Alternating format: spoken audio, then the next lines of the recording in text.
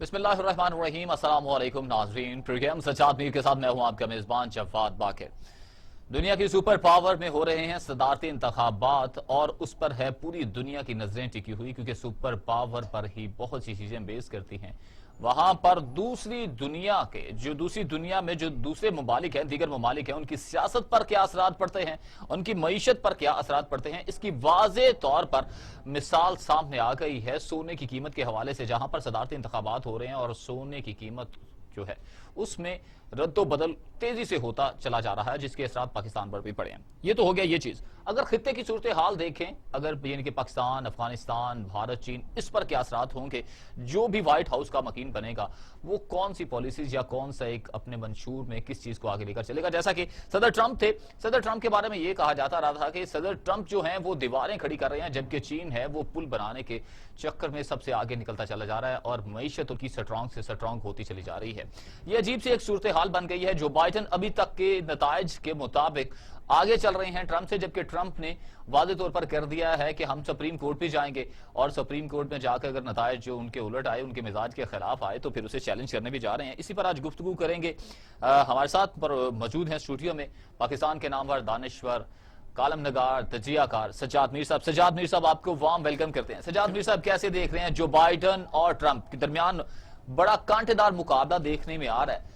क्या आलमी सियासत से हटकर हमारे खित्ते पर इसके क्या असरात मुरतब हो रहे हैं? जो जी, आलमी सियासत या खित्ते पर असरात से या हटकर पहले तो ये देखा जाए खुद अमेरिका पर क्या असरात मुरतब हो रहे हैं।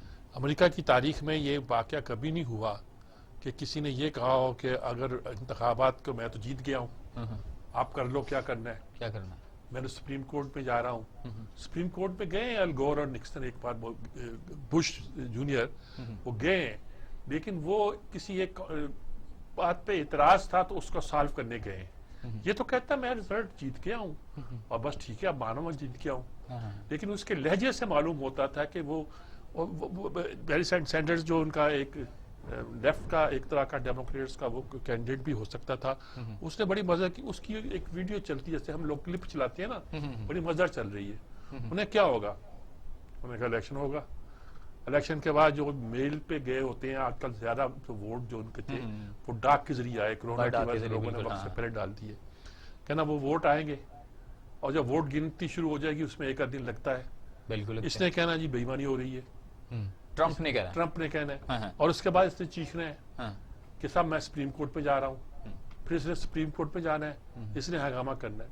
टिपिकल वही हो रहा है जिसका उसने इजहार किया था, और उसने कह दिया सुप्रीम कोर्ट में जा रहा हूँ। वो तो एक बात है। जो उसने एक तकरीर की है, उस तकरीर में यही लगता था कि उसको शक है कि शायद वो जो बाकी स्टेट्स हैं, अगरचे वो देखिए होना क्या है, हो ये रहा कि अब काउंटिंग कर रहे हैं। अब हर एक स्टेट का अपना कानून है। एक स्टेट का है कि जो मेल के जरिए आए हैं वो फलां वक्त तक आप उसको काउंट कर सकते हैं और फलां वक्त काउंटिंग शुरू होगी।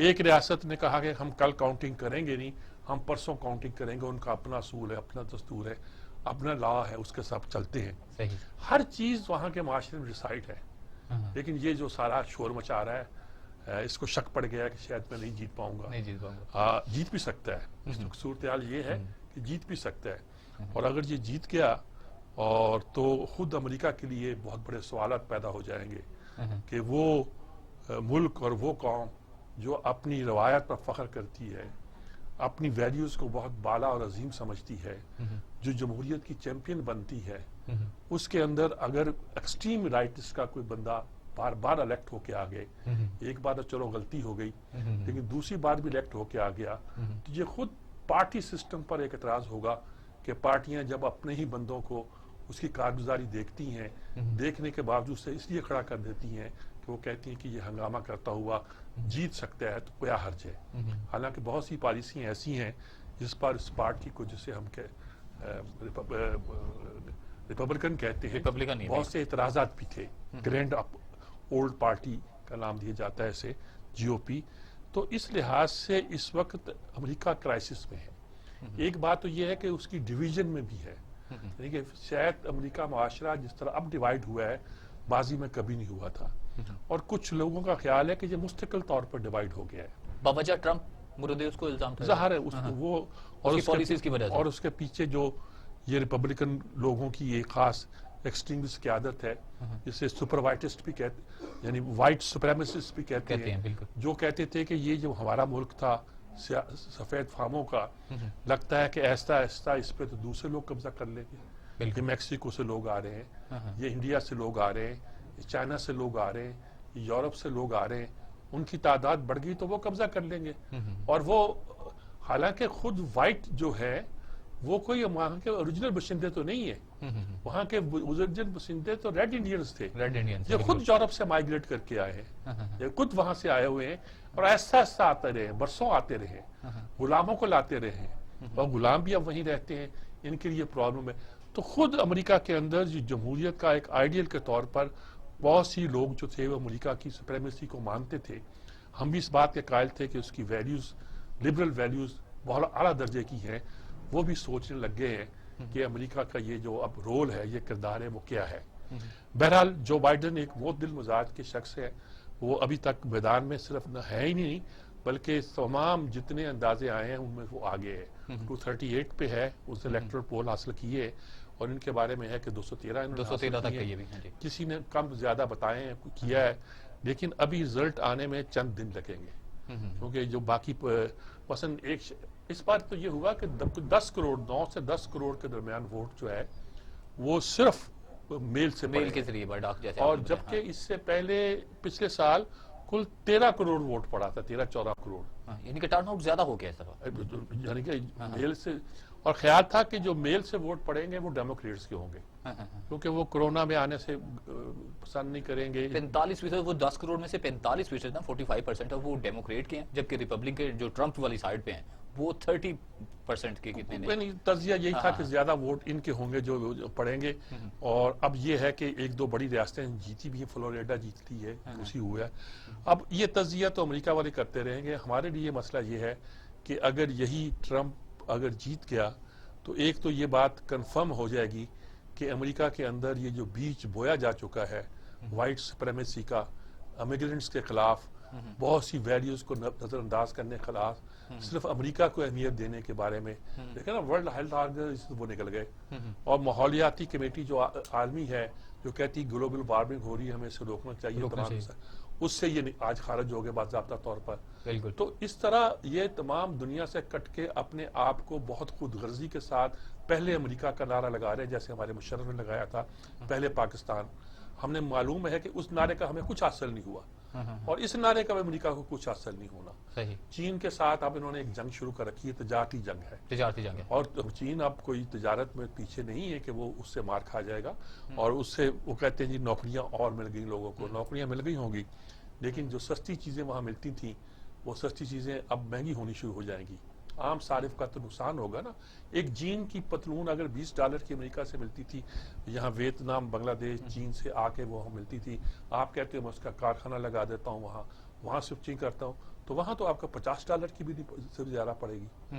تو یہ ایک مثال دے رہا ہوں کہ بے شمار چیزیں ایسی ہیں جو کہ امریکہ جو تھا، امریکہ کا جو انڈسٹریز تھا، امریکہ کا جو کیپٹلسٹ تھا، انہوں نے اپنی آسانی کے لیے دنیا کے ان ملکوں میں جہاں لیبر سستی ہے اس کو انویسٹمنٹ کی ہوئی تھی۔ چین بے شمار چیزوں کو بناتا تھا، بالکل، اور چین کے بارے میں اب خیال تھا کہ بہت سی چیزیں ایسی ہیں جو وہ نہیں بنائے گا وہ پھیلے گی، پوری دنیا میں پھیلیں گی، پاکستان میں آئیں گی، بنگلہ دیش میں آئیں گی، ویتنام میں جائیں گی، اور بہت سی جگہوں پر جا گئی، جس کی وجہ سے چین کی معیشت تو پھیلے گی لیکن اس کے ساتھ بھی محنت کرنے والوں کو، محنت کشوں کو فائدہ پہنچے گا، اور نتیجے کے طور پر خود امریکہ کی عام آدمی کو، صارف کو وہ اشیاء سستے داموں بکے گی۔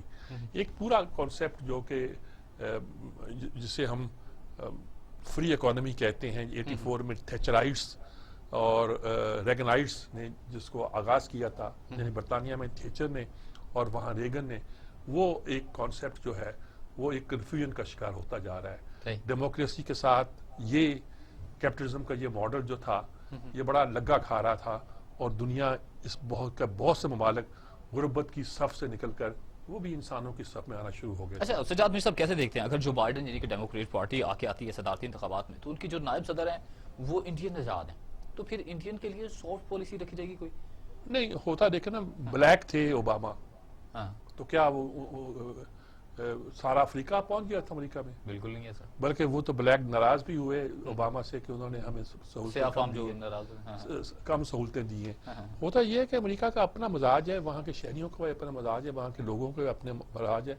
बरतानिया में कितने लोग हैं जो पाकिस्तानी नजाद है और उनकी पार्लियामेंट में है, वो और तरह सोचते हैं। इस वक्त वो दो ख्वातीन हैं जो जी बिल्कुल, हाँ, उमर और क्या नाम है वो दोनों जो पार्लियामेंट में चली गई हैं, ये उनका मजाक उड़ाता है ट्रंप मजाक उड़ाता है, और वहाँ का मुआशरा जो उन्होंने उससे दोबारा इलेक्ट कर दी है। बिल्कुल। तो ये सारी बातें जो होती हैं हर मुआशरे के अंदर रह के वो एडजस्ट होती हैं और उसी में चलती हैं। ये नहीं होता कि वो आप उसको वहाँ इस्लाम का नाम लेने वालों का मतलब तालिबान तो नहीं हुआ करता ना जी। बिल्कुल। कि आप समझें कि ये कोई तालिबान की हुकूमत आ रही है और ये कि निज़ाम इस्लाम उस तरह आ रहा है जिस मानों में हम पाकिस्तान में या मिस्र में या ऐसे ममालिक में लाना चाहते हैं, ये मतलब तो नहीं हुआ करता। यहाँ इस्लाम की वैल्यूज उस तरह जैसा तुर्की ले आया है, ठीक है ना। तुर्की में तो खैर एक रिएक्शन हुआ ना, आपने बरसों वहाँ इस्लामिक अजान आप अरबी में नहीं होती थी, तो चुनाचे जब अरबी में पहली बार अजान अलाउ की तैयब अर्दवान ने और अल्लाह अकबर के नारे गूंजे तो लोग रोते हुए दीवाना वार सड़कों पर निकल आए। बरसों से 70 साल से उन्होंने उस अजान की आवाज नहीं सुनी थी। तैयब अर्दवान ने कहा कि ये जो मस्जिद के जो गुंबद हैं ये मेरे हेलमेट है और ये जो इसके मीनारे हैं ये मेरी संगीनें हैं। जब उसने वो नज़म मशहूर पढ़ी तो उसमें मुकदमा बना दिया गया कि आप सेकुलरिज्म की तौहीन कर रहे हैं। लेकिन देखिए आज तुर्की जो है दोबारा उसी पे, मैंने जुमे की नमाज खास तौर पर उनकी एक मस्जिद में इंतखाब करके कि ये मस्जिद जो है टिपिकल तुर्की की मस्जिद है, वहाँ नमाज पढ़ने हम गए और वो हमारी मस्जिदों के स्टाइल बिल्कुल ज़रा खूबसूरती के अंदाज से, एक जगह से उतर कर इमाम आता है, दूसरी सीढ़ी पर चढ़ के वहाँ खुतबा बाकी देता है। वही हमारा कल्चर वही है, वही हनफी फिका, वही तसव्वुफ और सूफिया का अंदाज जो हमारे यहाँ आम जमहूर में है, इसे खासतौर पर यहाँ हम बरेलवियत कहते हैं, नाम जो भी देते हैं, वही खाने हमारे जो सेंट्रल एशिया से आए, पुलाव और कोरमा और इस सब चीजें। अच्छा, तुर्की के खानों में जरा मिर्चें नहीं होती मिलते आजकल, यहाँ उनके शेफ भी आ रहे हैं। अब सुना ये भी चल लेबनान का और तुर्की का खाना जो है वो पाकिस्तान में मकबूल भी हो सकता है, चल सकता है। इसमें हमारे बहुत से अरब दोस्त नाराज हैं, गलतुल ड्रामा क्यों चल रहा है यहाँ। इससे तो अरब कल्चर जो है, और हम तो अरब कल्चर को इस्लाम कहते थे, वो तो नहीं बात बनेगी। वो तो ये साबित होगा कि तुर्की वालों ने भी बड़ा इस्लाम की खिदमत की, ये कैसे। तो मुसलमानों में बड़ी रंगारंगी। अच्छा, जो बाइडेन अगर आ जाता है तो कैसे देखते हैं, अफगान अमन अमल को आगे लेकर चलेंगे? वो तो नहीं रुकने वाला। वो तो तय है। अफगानिस्तान से वो फौजें निकालना चाहते हैं और अफगान अमन को वो अपने हिसाब से जो सेटल करना चाहते हैं। अच्छा, हमारे साथ मोहम्मद मेहदी साहब मौजूद है। अच्छा, माशाल्लाह माशाल्लाह। अस्सलाम वालेकुम मेहदी साहब, क्या हाल है? जी वालेकुम अस्सलाम मीर साहब। मैंने इनसे कहा कि आज का असल दिन है जब आपसे बात करनी चाहिए, कल तो इत्तदा थी उसकी सिर्फ। तो क्या अमेरिका के इलेक्शन पे जो अब सूरत हाल है, स्टैंड स्टिल हुआ है, आप कैसे देखते हैं इसको? एक नई सूरत हाल है, अलगोर वाली सूरत हाल तो थी, लेकिन ये कुछ उससे आगे की लग रही है। असल में देखिए मीर साहब, ये पहले से ही एक्सपेक्टेड था कि अगर ट्रम्प जो है वो कहीं शिकस्त की तरफ उनका ख्याल हुआ तो वो इसके अंदर इंतशार पैदा करेंगे। आज जो दोपहर को उन्होंने 1 बजे पाकिस्तानी वक्त के मुताबिक अपनी तकरीर फरमाई और उसके अंदर उन्होंने कहा कि मैं जीत गया हूँ, लेकिन जो है वो अभी तक वोट डलवाए जा रहे हैं और मैं इस सिलसिले में सुप्रीम कोर्ट जा रहा हूँ। तो इसका मतलब ये है कि वो एक तरफ उनका दिमाग जो था या उनके साथियों का वो नहीं है, वो दोनों तरफ खेल रहे हैं कि जीत जाए तो ठीक है, ना जीत सके तो फिर वो इस हवाले से शोर मचाएंगे। और दूसरी तरफ हमने देखा है कि जो बाइडेन की तरफ से भी ये आया है कि हम भी तैयार हैं अदालती उसके अंदर। और आपको पता है कि जजों की वहाँ पोजीशन ऐसी है कि 3 जजों के बारे में तो बाकायदा कहा जाता है कि ये ट्रम्प साहब के हमायती जज हैं। अभी एक खातून को पिछले हफ्ते ही उन्होंने जज बनाया जो आज जज रहेंगी। तो ये वो सूरत हाल है जिसको पहले से देखा जा रहा था कि ये मामला जो है इस दफा, और जिस तरह की तैयारी पर हमने कल बात भी की थी कि वहां पर जिस तरह की तैयारी हो रही है वो इंतशार से रिलेटेड है। मतलब पहली दफा व्हाइट हाउस के बाहर 275 स्पेशल गार्ड तैनात करना, मुख्तलिफ दुकानों को और मार्केट को तख्तों के साथ बंद करना, सील कर देना, तो ये बिल्कुल। उनकी जो है इंटेलिजेंस रिपोर्ट्स कुछ इस किस्म की थी। और अभी तो बल्कि यहाँ तक बात आ रही है कि चंद शहरों के अंदर जो है वो मुजाहरे होना भी शुरू हो गए हैं। तो ये एक अजीब सी सूरत हाल है। अलगोर के जमाने में अलगोर ने बहुत डिसेंट अंदाज अपनाया था, ठीक और बात है। जो थे वो छोड़ छाड़ के चले गए थे, और उन्होंने बाद में भी ये साबित किया कि वो एक बड़े आदमी थे, उन्होंने बहुत बड़ा क्लाइमेट के हवाले से काम किया। लेकिन आज ऐसी सूरत हाल लगती है कि शायद अगर जो बाइडन बड़े बनना भी चाहें तो उनके वोटर शायद नहीं। अब ये उस जगह पे चले गए पोलराइजेशन के अंदर जहाँ शायद अमेरिका के अंदर इससे पहले नहीं गए थे इंतखाबात का सिलसिला। तो इसलिए मामला सीरियस है, और ये किसी तरफ भी लग सकता है कि ये हालात जो है वो ज्यादा खराब भी हो सकते हैं, और ये भी हो सकता है, ये भी कहा जा रहा है कि जैसा डिवाइड अमेरिका में अब हुआ है ऐसा कभी नहीं था, और शायद ये एक परमानेंट डिवाइड हो जाए अमेरिका के माशरे का, और वो जैसा नहीं होना चाहिए किसी कौम के अंदर, वो सूरत पैदा हो गई है।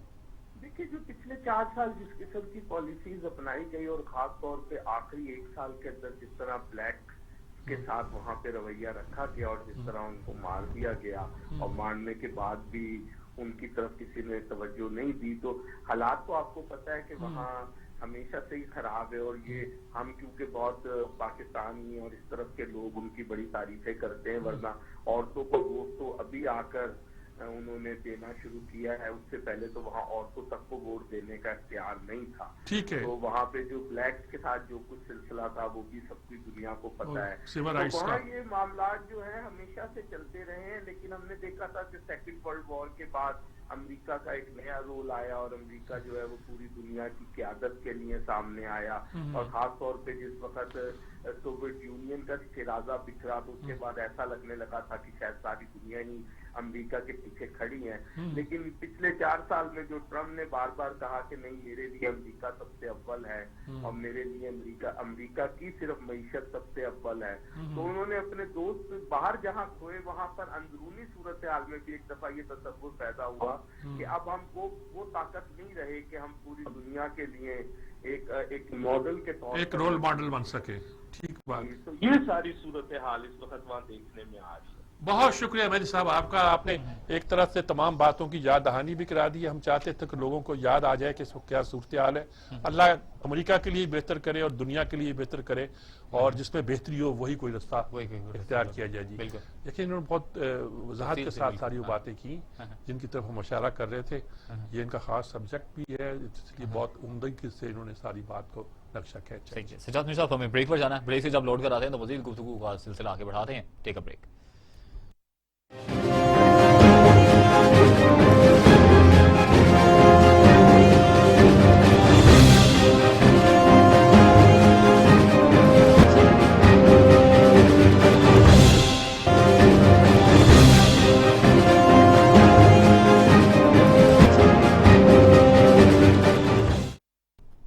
वेलकम बैक नाज़रीन। सज्जाद मीर साहब, किसानों का जो है धरना दिया जाता है लाहौर ठोकर पर, उसके बाद फिर पुलिस आती है, पुलिस उन पर शेलिंग करती है, पथराव करती है, मुस्लिम लीग नून उन पर यानी कि उनसे इज़हार हमदर्दी भी करती है, उनके साथ भी खड़ी होती है। कैसे देखते हैं कि किसान जो एहतजाज कर रहे हैं, कभी लेडी हेल्थ वर्कर्स हमें सड़कों पर नजर आते हैं, कभी डॉक्टर्स नजर आते हैं, मुलाजमीन सरकारी मुलाजमीन नजर आते हैं। किसानों की अगर बात की जाए कि ज़राई मुल्क में किसानों का ये हाल कि वो सड़कों पर निकल आते हैं, वो ठीक बात है, लेकिन ये बात है ये पहली बार नहीं हुआ, अक्सर होता रहता है। और इसी ठोकर न्याज बेग पर वो ब्लॉक करते हैं। यहीं से मोटरवे आके मिलती है, यहीं से मुल्तान रोड मिलती है, तमाम रास्ते जो यहीं से आके मिलते हैं और तमाम ट्रैफिक को ब्लॉक कर देते हैं। इसमें सुना ये भी कहा गया कि आपने एहतजाज करना है तो जाके माल रोड पे करें, यहाँ क्यों खड़े हैं। लेकिन ज़ाहिर है कि वो वही एहतजाज करेंगे जहाँ उनकी बात सुनी जाए और बात लोगों तक पहुँचे। अब उनका कहना क्या है, एक तो उनका कहना है कि गन्ने की कीमत जो है 300 रुपये बिल्कुल, और दूसरा ये है कि गंदम की कीमत 2000 रुपये मुकर्रर की जाए। इसमें बहुत से लोगों का ख्याल है कि 2000 रुपये मुकर्रर होना चाहिए। उसके नतीजे के तौर पर गंदम की आम कीमत क्या बनती है, ये अब सोचने की बात है। आम आदमी को भी तो फायदा होना चाहिए, सिर्फ किसान को फायदा नहीं होना चाहिए। अच्छा, अब ये कहते हैं कि जी आपने एस्टीमेट लगा के बताया कि 1500 कुछ रुपए इस पर लागत आती है गंदम की। अब हफीज शेख ने भी सिंध गवर्नमेंट को फ़ोन किया कि भाई एक माकूल फैसला करो کیونکہ غالباً حکومت کا یہ خیال ہے کہ انٹرنیشنل مارکیٹ میں جو ہم نے گندم منگائی ہے یوکرین سے وہ کوئی 1550 روپے کے قریب بکی ہے، ملی ہے. تو اس لحاظ سے اگر ہم اپنی مقامی گندم 1600 میں لیں تو وہ کوئی سستا نہیں ہوگا، ٹھیک سودا ہوگا. اور اس کی عوامی اس سال تو ابھی چڑھی ہوئی ہے، پھر قیمتیں یہ نارمل ہونی چاہیے. لیکن دوسرے لوگوں کا کہنا ہے کہ نہیں 1800 یا 2000 روپیہ کی جائے تو کسان کا فائدہ ہوتا ہے. شاید خاقان عباسی نے کوئی حساب لگا کے بتایا کہ اس کے باوجود بھی عام گندم کی قیمت نہیں بڑھے گی اگر ہم نے ہورڈنگ نہ ہونے دی، اگر ہم نے بے ایمان لوگوں کو اس کام کے لیے تعینات نہ کر دیا جو مافیا کی شکل میں کھاتے ہیں. اچھا، گنے کی قیمت 300 روپے مقرر کرنا کچھ زیادہ ہی ہے. 192 تھی قیمت، سندھ نے 192 کو 2 کر دی ہے، پنجاب نے 200 کر دی ہے. وہ سندھ ذرا تھوڑا سا پلڑا اوپر اپنا رکھتے ہیں. اب یہ کہنا کہ 300 کر دی جائے تو اس سے بہتر ہے غالباً کہ ان کو بات تو ان سے کر دی جائے. لیکن یہ ہے کہ گنے کی اگر یہ قیمت ہوگی تو اس بات کی گارنٹی کیا ہے کہ شوگر کی قیمت کیا ہوگی، چینی کی قیمت کیا ہوگی. یہ تو کسی کے قابو میں نہیں آ رہی. وہ کہتے ہیں جی وہ شوگر مافیا ہی کسانوں کو اکسا رہا ہے کہ گندم کی شوگر کی قیمت بڑھائی جائے. ٹھیک ہو سکتا ہے، لیکن اس کو تو آپ کنٹرول کریں نا. آپ کے کنٹرول میں کوئی بات نہیں ہے. لیکن گندم کی قیمت جو ہے وہ آپ کو سپورٹس پرائس آپ کو معقول دینی پڑے گی. وہ کیا ہے، اس میں کسان کو بھی ایک ایسی بات کرنی چاہیے کہ دیکھیے اگر سرکاری قوت خرید 1600 1700 1800 ہوتی ہے اور گورنمنٹ اپنا ٹارگٹ پورا کرتی ہے اور مارکیٹ میں اتنی گندم ہوتی ہے کہ وہ 2000 میں یا 2500 میں جیسے اب بک رہی ہے تو پھر تو کسان ٹھیک کہے گا نا. وہ کہے گا ہم سے اگر سرکاری طور پر خریدنی ہے تو زیادہ قیمت پر خریدی جائے. لیکن اگر یہ حکومت ایک دم گندم کی قیمت جو ہے سپورٹس پرائز بہت بڑھا دیتی ہے تو اس بات کا خطرہ ہے کہ گندم ہمیشہ کے لیے بہت مہنگی ہو جائے گی اور آدمی کی دسترس سے بالکل باہر ہو جائے گی. یہ ایک ٹیکنیکل بات ہے، لیکن اس پہ حکومت جس طرح ڈیل کر رہی ہے وہ تو زیادہ مناسب بات نہیں ہے. ان پہ پانی کے وہ کینن جو ہوتے ہیں وہ پانی پھینک رہی ہے، ان پہ لٹھ چارج کر رہی ہے، ان کی گرفتاریاں کر رہی ہے. روس کی طرف کیوں نہیں جاتی جو مافیا ہے؟ نہیں، اصل بات تو ہے یہ کہ سب سے بڑی بات یہ ہے انہوں نے بھی کہہ دیا، انہوں نے کہا یہ ہم راجہ بشارت کی بات کہاں مانیں گے، ہمیں پرویز الہی کہے ہم مان لیں گے. مطلب آپ کی کریڈیبلٹی کا مسئلہ بھی تو ہے نا جی. وہ بات کس سے کرنا چاہتے ہیں؟ وہ بات تو کس سے نہیں کرنا چاہتے، وہ تو ٹھیک ہے. وہ کہہ کہ پرویز الہی سے مطلب یہ نہیں کہ پرویز الہی سے بات کرنا چاہتے ہیں. وہ کہنا چاہتے ہیں کہ چودھری برادران، بلکہ کہا بھی انہوں نے خاندانی لوگ ہیں، وہ کوئی بات کریں گے تو اس کا اعتبار ہوگا. آپ کی تو بات کا اعتبار ہی نہیں ہے، آپ کیا کرنا چاہتے ہیں کیا نہیں کرنا چاہتے. بہرحال ہمیں اپنی فصلوں کی اور سب زراعت کے بعد بہت سنجیدگی سے غور کرنا چاہیے. ہم نے تباہ کر دیا اپنا سارا زرعی نظام، اپنا سارا سسٹم. نہ ہم پیداوار بڑھا پاتے.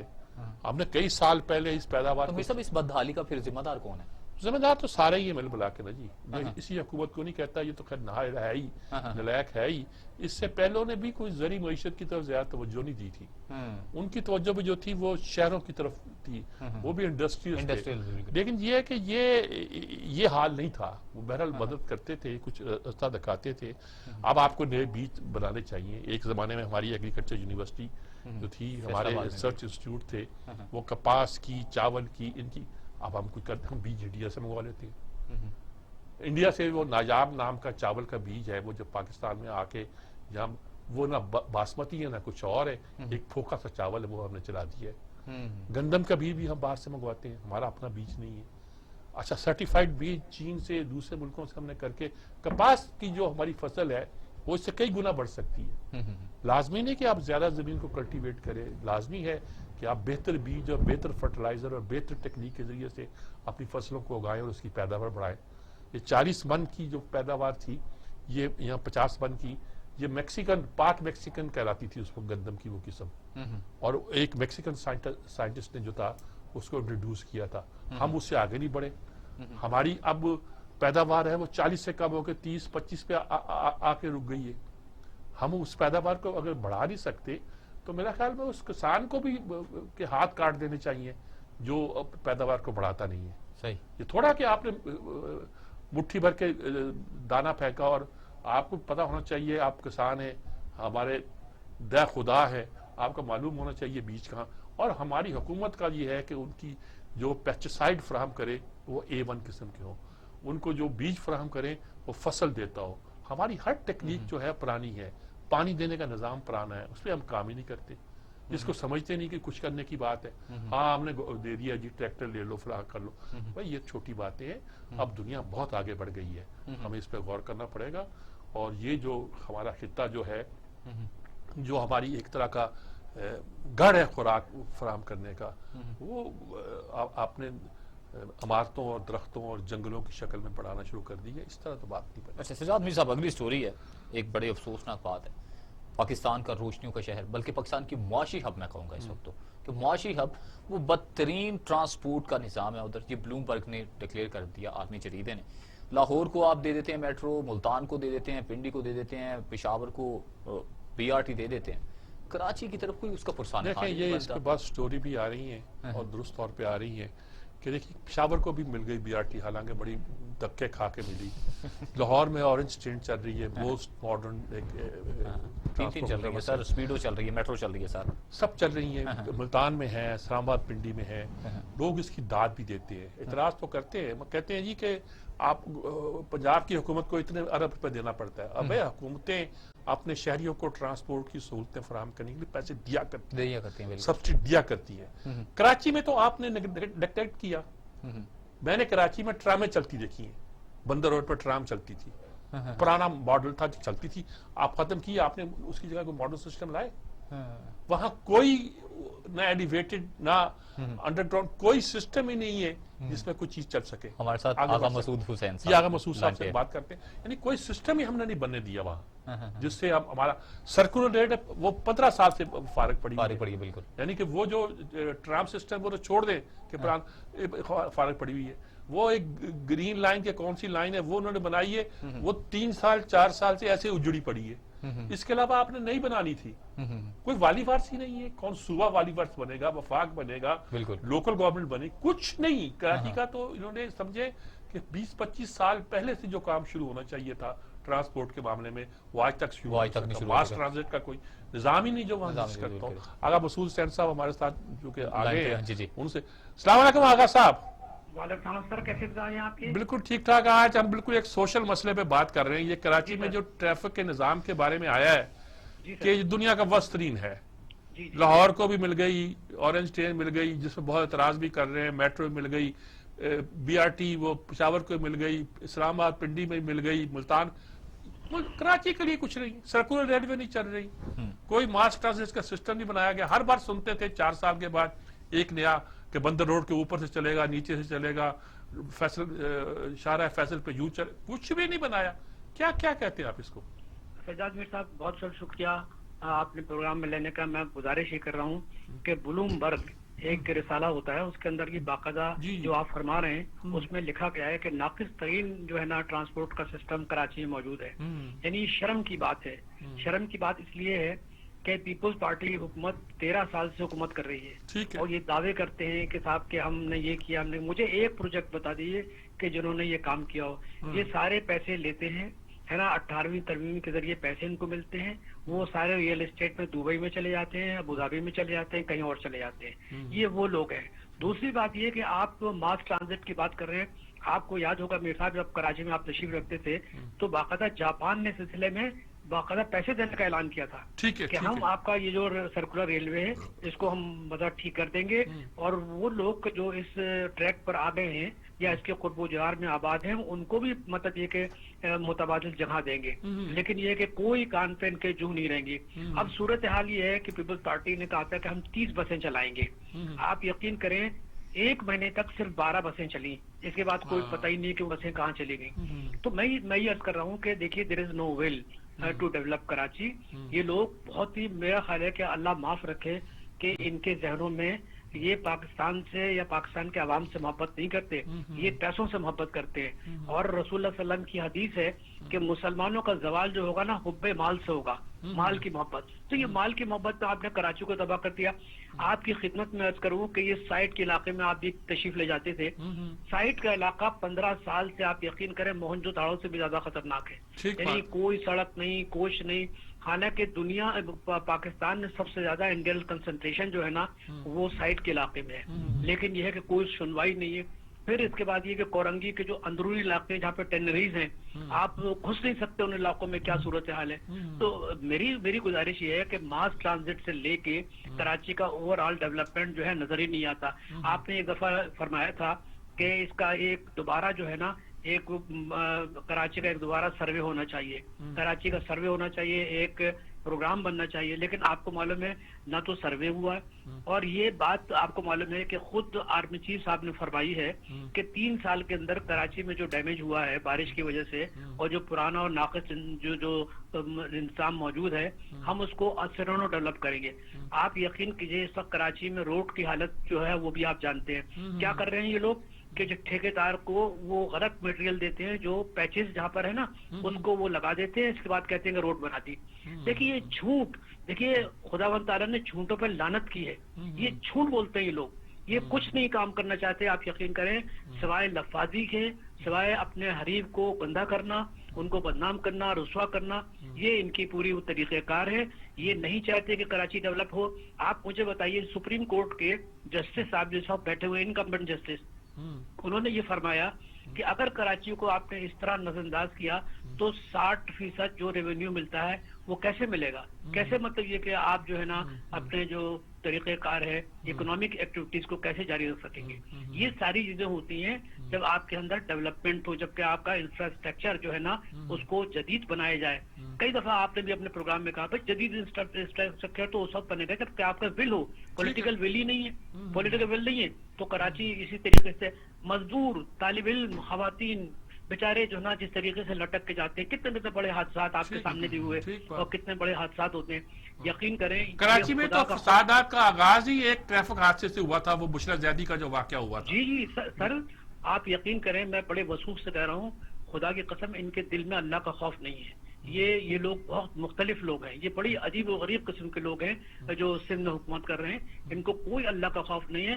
یہ بڑے مضبوط فیوڈل لارڈس ہیں, یعنی یہ مزید ان کی زمینیں بڑھ گئی ہیں. یعنی پہلے ان کے پاس اگر کوئی 50 ایکڑ زمین تھی یا 500 ایکڑ زمین تھی, آج لاکھوں کے ایکڑ زمین کے یہ مالک بن گئے. تو گورنمنٹ کی زمینوں پہ انہوں نے قبضے کر لیے.